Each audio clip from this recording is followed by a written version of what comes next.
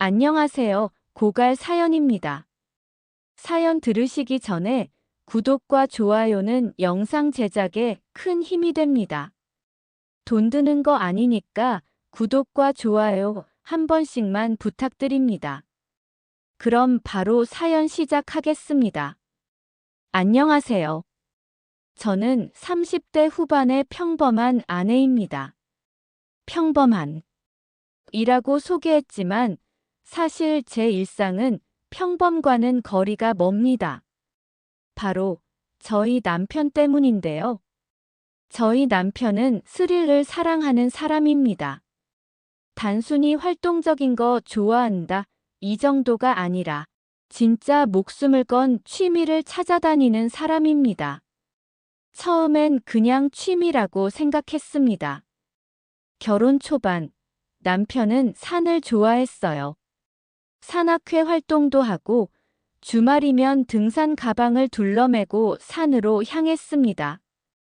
그때까지만 해도 저는 건강한 취미를 가진 남편이구나 하고 기특하게 생각했죠.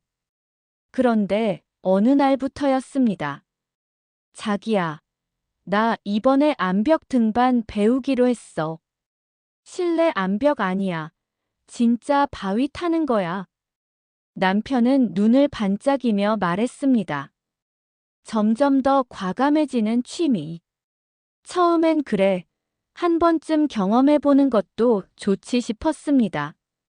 하지만 남편의 취미는 거기서 끝나지 않았습니다. 번지점프, 패러글라이딩, 스카이다이빙, 바이크 레이싱 등등. 남편은 땅과 하늘과 바다, 모든 곳에서 아슬아슬한 짜릿함을 찾았습니다. 점점 커지는 불안. 처음 몇 번은 웃으며 배웅했지만 점점 마음속에 불안이 자라나기 시작했습니다. 다녀올게 하고 밝게 인사하는 남편을 보며 혹시 저 순간이 마지막이 될까봐 가슴이 덜컥 내려앉았습니다. 남편이 위험한 취미를 즐기는 동안 저는 핸드폰만 쥐고 초조하게 대기했습니다. 연락이 조금이라도 늦어지면 머릿속은 온갖 상상으로 난리가 났습니다. 한 번은 정말 큰 사고가 났습니다. 패러글라이딩을 하던 중 갑자기 바람이 바뀌면서 남편이 산 중턱에 추락한 적이 있습니다. 다행히 생명에는 지장이 없었지만 팔과 다리를 크게 다쳐 한동안 입원했었습니다. 그때 저는 처음으로 남편에게 소리를 질렀습니다. 대체 왜 이렇게까지 해야 돼? 가족 생각은 안 해. 자기만 스릴을 즐기면 끝이야. 남편은 미안하다면서도 웃었습니다. 그게 살아있다는 느낌이 들어서 그래. 끝나지 않는 모험. 사고 이후에도 남편은 바뀌지 않았습니다. 조금 조심하는 척은 했지만 조금만 시간이 지나면 또 새로운 도전을 찾아 나섰습니다. 자기야, 이번에는 초경량 비행기 타볼까? 저는 웃을 수도 울 수도 없었습니다. 한 번은 이런 일도 있었습니다.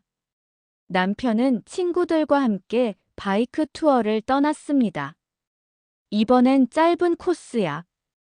안전하게 다녀올게. 라며 저를 안심시켰습니다. 하지만 그날 밤 휴대폰으로 걸려온 전화 한 통이 모든 걸 바꿔놨습니다. 남편분이 사고를 당했습니다. 지금 병원으로 이송 중입니다. 심장이 내려앉았습니다. 손이 떨려 핸드폰을 제대로 쥘 수가 없었습니다. 병원에서 마주한 남편. 병원에 도착했을 때 남편은 온몸에 붕대를 감은 채 중환자실에 누워 있었습니다. 머리에는 상처가 깊었고 갈비뼈 여러 대가 부러졌으며 다리에도 철심을 박아야 한다는 의사의 말이 들렸습니다. 생명에는 지장이 없습니다.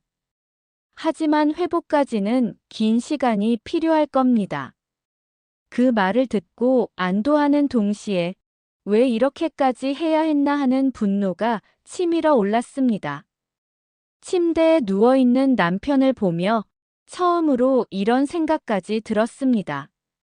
이 사람을 사랑하는 게 나만의 짝사랑이었나?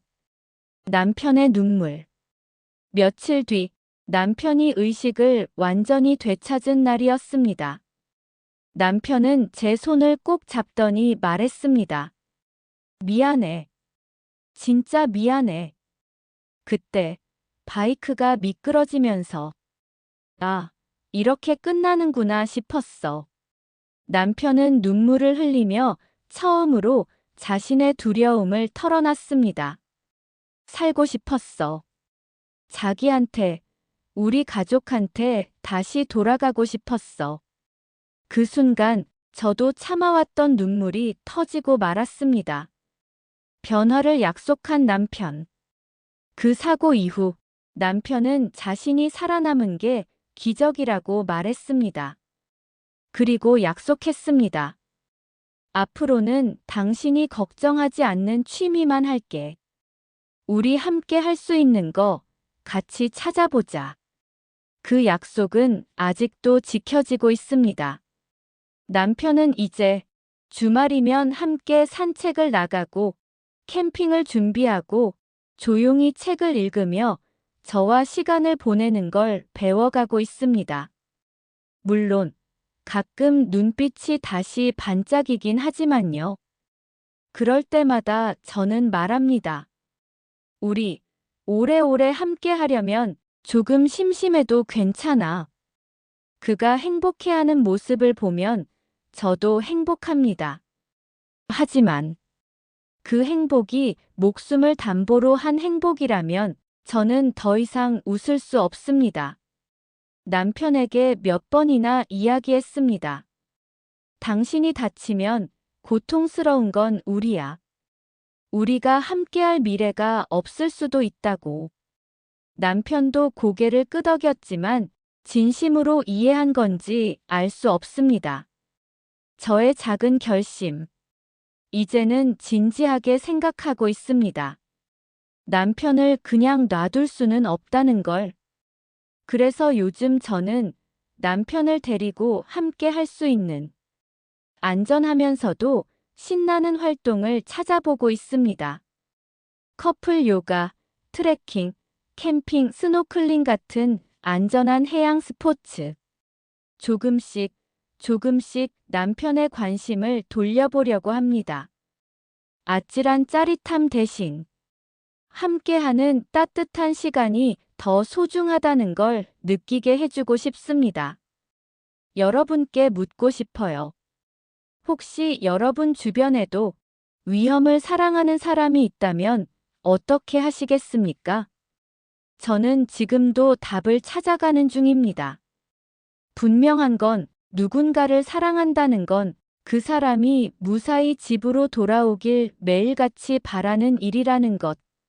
남편이 무사히 돌아올 때마다 저는 그제야 비로소 숨을 쉴 수 있습니다. 오늘도 남편은 어디선가 하늘을 날고 있을지도 모릅니다. 그리고 저는 그를 기다립니다. 무사히, 따뜻하게, 웃으며 다시 만날 수 있기를 바라면서요. 시청해주셔서 감사합니다. 구독, 좋아요, 그리고 알림 설정 해두시고 다음 소식 빠르게 만나보세요.